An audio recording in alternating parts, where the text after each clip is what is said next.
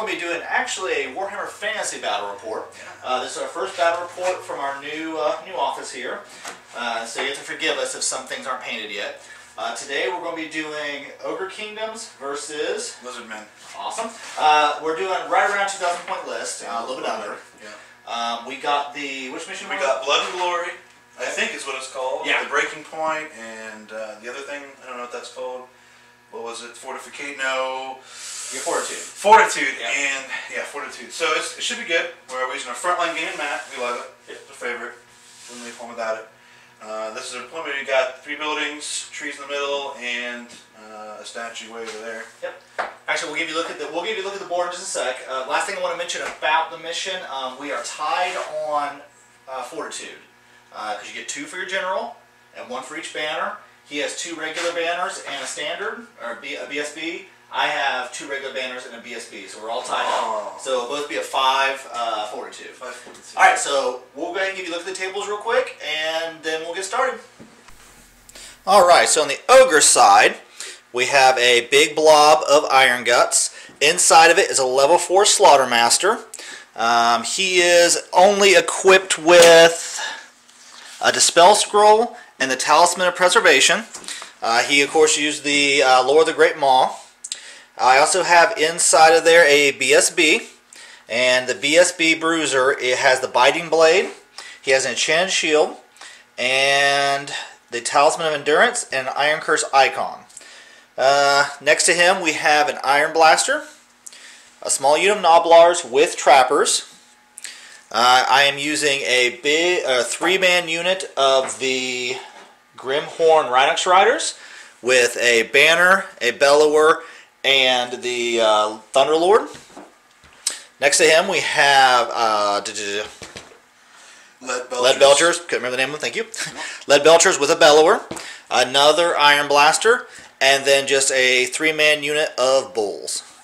On Lizardmen's side we have... So those are 3 Reproductive Riders. That's nothing special about them. Okay. We've got a Skin Cohort with a banner and 3 Croxagores. We got an Ancient Stegodon with sharpened horns. We got the Slan, he's the BSB. He chose the Lore of Light. And Harmonic Convergence, Higher State of Consciousness, and Chainlink Staff. We've got the Bastillodon with the Solar Engine. We have a Scarvet on a Carnosaur.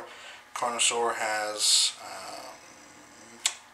Looping Stride or whatever it is that gives him a Swift Stride. And the Scarvet on top has Light Armor with an Enchanted Shield and Talisman of Preservation and a Spear. And then we've got 32 Saurus Warriors with full command. Alright, here's a look at our tables. On this side we have a nice line of Lizardmen set up. On this side we have my Ogres, all nice and set up.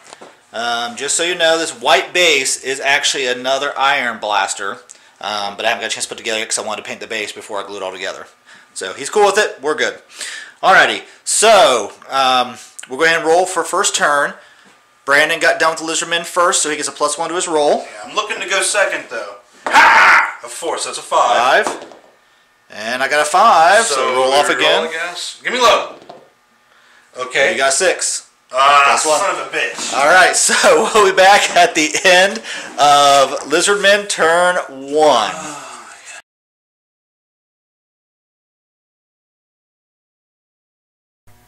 And we're back at the end of Lizardmen turn 1. So my Riperdactyls, between their movement and their vanguard, got right up in front of the cannon and the Lead Belchers to force them to fire at them or give a -2 BS for anything else they want to shoot.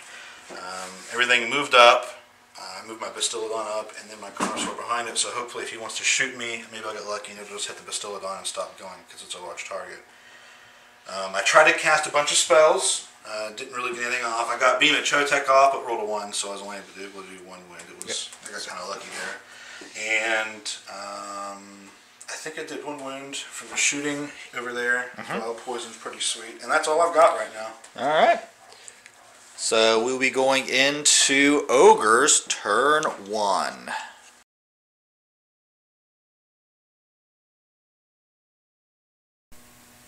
Alright, we're back at the end of Ogres turn 1. Let's see. Movement phase. I declared a charge with my Iron Guts into his big Blockosaurus's. Things shifted around. Nobblers moved up a little bit. Because I forgot to declare a charge, I just went ahead and marched my Onyx Riders into the woods, which turns out is a poison thicket, or the mushroom, fungal. So they got rolled for stupidity next turn. These ogres just kind of moved up. I really couldn't charge, so they just moved to get in a better spot. Shooting phase. Lead Belchers killed one of the birds.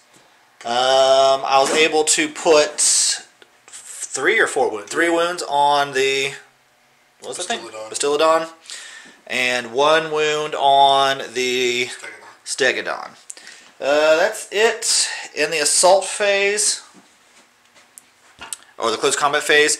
I was able to not take any wounds on my ogres. I was able to kill a good pile of little sauruses. They broke, but they got away. I followed, only went 3 inches. So that's where we're staying. I think that's it. So we'll be back at the end of Lizardmen turn 2.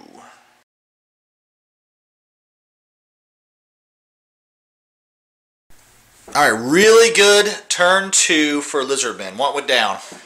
Well, we did a little bit of moving. Well, actually, I think the only moving we did was charging. He had his block of heavy cavalry in the middle. I charged with the skink cohort, the Stegodon, and the Carnosaur, the cowboy. Charged it all in there, and we killed it. With only taking... I took 2 wounds on the Carnosaur, and I lost 1 Croxagore and 1 wound left on him. So 6 wounds is what I received back, but I did 9 total to him, so it was a pretty good exchange. Yep. Nothing lost. That's what happened. Yep, then over here. Oh yeah, my Bastillodon. I'm a little impressed by this guy. He charged that cannon and was able to beat it in combat res, which forced it to run off the board. And he chased after it a little bit. But and he rolled just enough to kill it. Yeah. So that was helpful. And the Ripperdactyls really came through as well. They didn't outright kill the cannon, but beat it in combat res and forced it to run off the board as well. And once again, rolled just enough to catch him. Yeah, so each time, that's how the cookie crumbles sometimes. So he's really taken a lot of the heavy hitters out of my army. Yeah. In these 2 cases, the tear on the Bastillodon and then the fear on the Ripperdactyl riders really kind of helped out. Yeah. Putting their weapon skill down to 1 saved me from dying. Yep. So that was my good turn. Alrighty. So we'll see how the ogres can try to come back from all this, but it's looking kind of bleak. We'll be back at the end of ogres turn 2.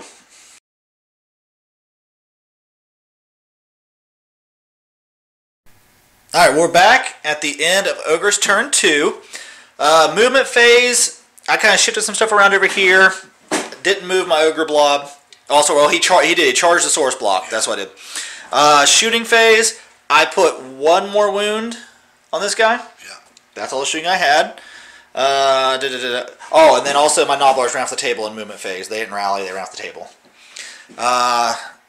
Close combats, I was able to kill and break his Sauruses. So got the champion and 1 guy left. Yep, so he lost his banner. Yeah. I followed because I wasn't thinking right. I should have reformed, but that's how it happens. Over here, my ogres charged into his skink blob. I was able to kill off 1 more of his Croxor. Yep, and 3 skinks. And like 3 or 4 skinks. It wasn't enough to do much. I ended up losing by 2. Broke. He ran me down, killed me. Luckily, there's no banner in there. So the way it stands right now, we still both have 4 banners going into Lizardmen turn 3. Yeah.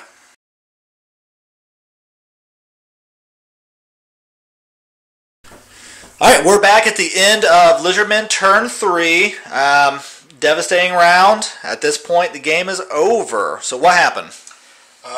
So this was my turn. So I moved Bastillodon closer so I could shoot Beam of Toe Attack. I didn't do anything because he canceled it.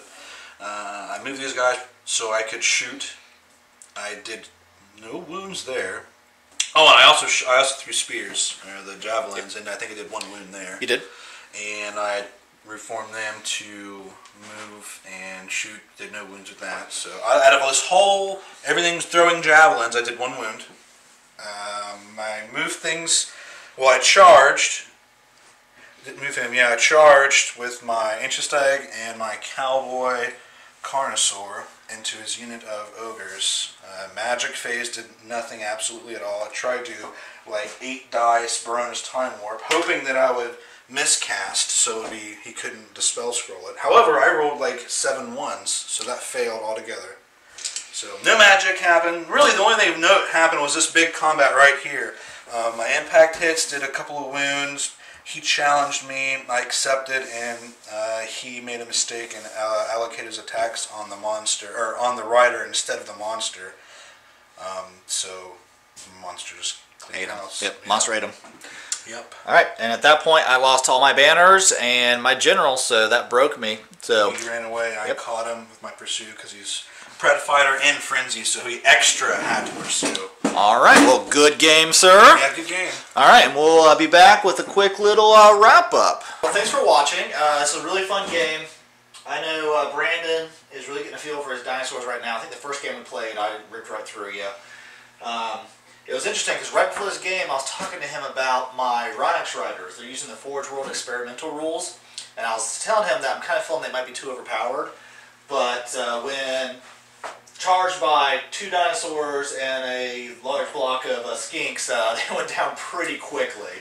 I mean, I don't know how much those cost, but I did have to put several hundred points into them to bring them down. Let's see, that whole unit is 365 points we haven't built. So, yeah, I probably put, well, there's 500 or 400, so there's 800 between the 2 dinosaurs plus whatever the skink cohort was. Yeah. So that's probably another 200, 300 there. So it was a lot of points going into them.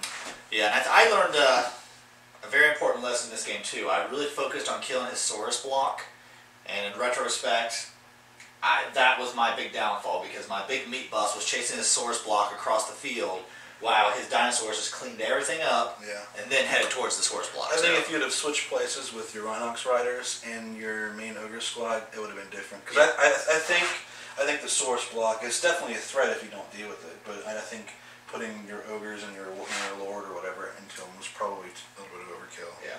I like this mission though, where you have to kill the banners. It's kind of cool because at about mid-round 2, I kind of realized that all the fights that are going on in the backfield here really didn't matter for this game at all. Yeah. It was all about the 2 banners and the generals. Right. I couldn't scratch his general. He's got his slan with I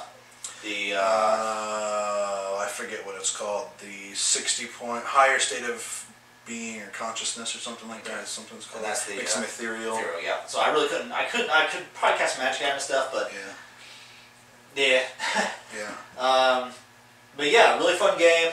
We're still trying to get the hang of fantasy. We did a whole lot of rule lookups. But it's a very different game because we play a lot of 40K. We've only played 5 or 6 probably fantasy games. So the hard part is trying to separate the rules from the 2. So we have to do a lot of looking up, and it's just a different game altogether. So we're both still trying to figure out the general rules and the rules of our armies and trying to figure out how to best use each one of them. I think what I really like is the fact that most of my stuff causes fear and terror. So even just announcing the charge was really helping me out. I mean, a couple of his units failed to even be able to hold, so they had to flee, which is a huge benefit.